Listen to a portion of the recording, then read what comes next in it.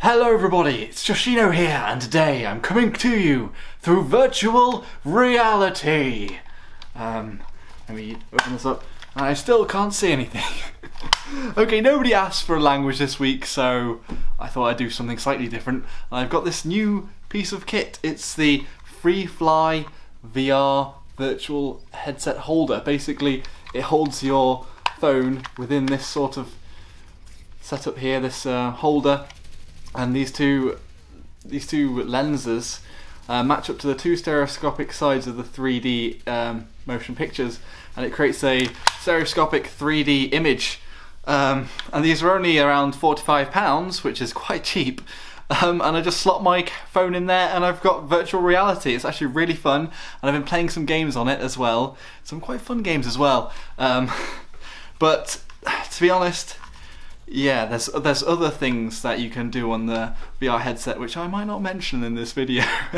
Okay, so this is a subscriber question and answers, the show where I try and answer all your questions, and today I didn't actually get that many questions, so I'm just going to be going through as many as I can, and also a few updates. So I've got that VR sort of thing. I might do a video, I don't know if anyone's interested in VR.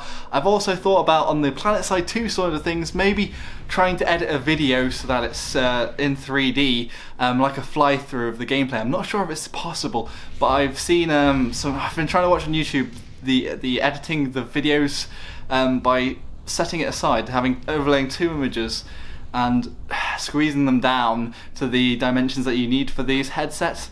But I don't know whether it's worth it, and to be honest, for most people it'll just look like two square boxes that look very silly. I don't know. And also I've upgraded to Windows 10. Still no Cortana, but it's all going quite well. Apart from, I'd probably warn people that I've got some really weird screen tearing at the moment, and it doesn't seem to be game related for any games at all. It just seems to be just sort of random on all games. Anyway, let's get on with the questions. I've got to go get my device. So, Sporky Star says, can you do a setup video? Hee hee hee. And I was like, what? Because I thought you just meant the PC, so I linked to my PC build video, which you can find here. But he says, I mean like a room tour, even a house tour if you'd like. Well, to be quite honest, my room is really messy at the moment, and also it's kind of disgusting. So I don't really want to do a room tour, but I'll turn off the green screen now. That might not be working very well, but behind me is actually just a very small green screen there, and it's actually my mother's art studio, so I've got actually studio lighting here, because he sold me 2-point lighting for the green screen or it doesn't work. And setup wise, I recently got a tablet, the Samsung Galaxy Tab Pro, and I've been using this to answer the questions with, and my setup for my camera is a Lumix G6. And yeah, so you can see my PC build video in that video I just linked. But room wise, I think you've seen some in the back of videos. I've got like random posters up and things. It's not a very exciting room, to be honest. And I've been looking at the side of the camera, which is absolutely awful. I'm so very sorry. Rainbow Mech says, Joshino, this is not a question. Well, it's a question and answer. But a game that, without a massive, at least by my standards, download time, I think quite good, called Hawkin. You might have a game or two or more with it. What? Oh, you might like to have a game or two or more with it. It's what got me into shooters. Well, it's not a game to get you into shooters, actually. I did play Hawkin.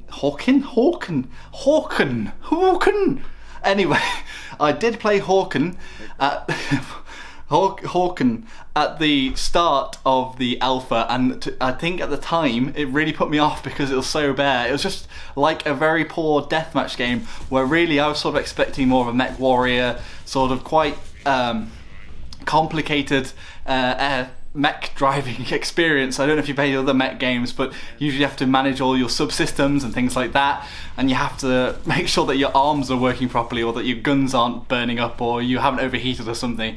But I think at the time it was just sort of just like a very claustrophobic team deathmatch experience. So has it changed? Maybe you can answer that for me, and maybe I should re-download it. And I think it is free to play still, so I'll give it a go. And also, going back to the last question about the setup, I'm actually knelt down on a stool because I can't get that up any other way. So this is my real height. I'm 6'5". I struggle to fit into frame, to be honest. Yeah, and actually on the video it's gonna be me like disappearing off the screen, but you have to deal with that. Anyway, back to lower height. I'm sort of like sticking my arse out. Anyway, Andy Dye says, "Hey Josh, can you start making more montages? I love them." And yeah, I try and just vary my content and, you know, have like bits of different things as I go along. That's why I've got a sub Q&A probably after like a few weeks of different content that isn't so, I don't know, it's more like a vloggy type thing. But I think I'll probably do a montage probably tomorrow or Friday or the weekend, so I don't know what it'll be, but it'll be something. And I did Araxian the Bandit, so maybe it'll be some bandit montage. Who knows? El Bandito. Elston Young says, "Do you think that playing violent video games at a young age will affect how you act when you're older, such as being more violent or angry?"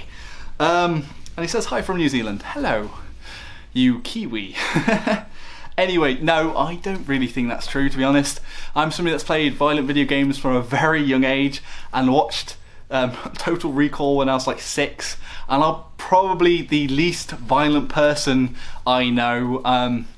I wouldn't hurt spiders. In fact, I quite like spiders in my room when other people might scream and try and stomp them. And I try not to kill flies unless they suck my blood. Then they're enemy number one. got to avoid those diseases. But no, to be honest, I don't think that. I think that, that the evidence that links violence to video games often looks at cases which are very isolated from video gaming. I think it's obvious that somebody that's going to be violent because it's a predisposition psychologically. Maybe they've got sociopathy or psychopathy. They're going to enjoy playing GTA and probably killing people and having the power over these NPCs. But does that mean that everybody that plays that game is going to react the same way? No. I think the vast majority of people, even children, can see the difference between reality and video games. But as I say, I do think that it's not a good idea to let children play GTA 5 under the age of like 12. But to be honest, I mean, I'm younger, like not kids, but teenagers. I just feel that there's a bit of a bubble state at the moment where children aren't given free rein and they think that children are going to be whisked away by paedophiles or going to become mass murderers. But it's definitely not video games, and it's just a bit of mass hysteria. Yeah, so there's not much more to say about that. I just think it's a load of bollocks, to be honest. Violent video games don't make violent people. And Valarian52 corrected me because I said, I don't even know what I said. I said something like Endless Space. Endless Space, but the game I was talking about was No Man's Sky, which does look absolutely awesome. It's a space sim where you can go in and out of the planet's atmosphere and land, basically, and that's just not really been done yet. Although I had been watching a game called Infinity for a long time, but it's just never come out beta. But that had a similar concept where you could just fly straight into a planet. But this one looks quite interesting because there are biomes and things like that. And I've also just clicked off of my questions. So I'm going to have to go back down because there's no internet connection up here. So be right back. Oh, very.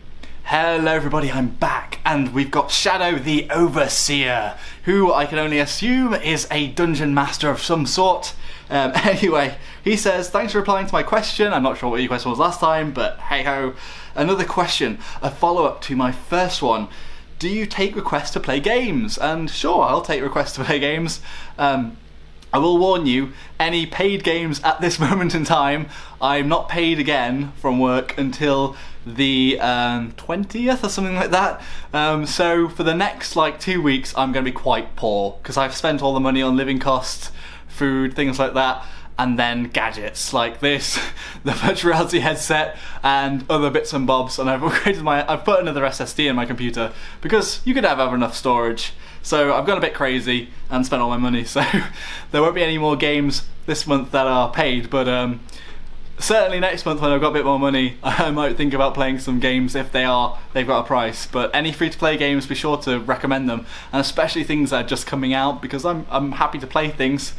The only thing that I say is that my download speed is woeful. It's about 200 kilobytes per second at a good rate, so it can take quite a long time, like days, if it's a big game. Thank you all very much for watching. Be sure to like, comment, subscribe, and please, please, please ask questions for next time. Until next time, everybody, Joshino. See ya. Bye bye.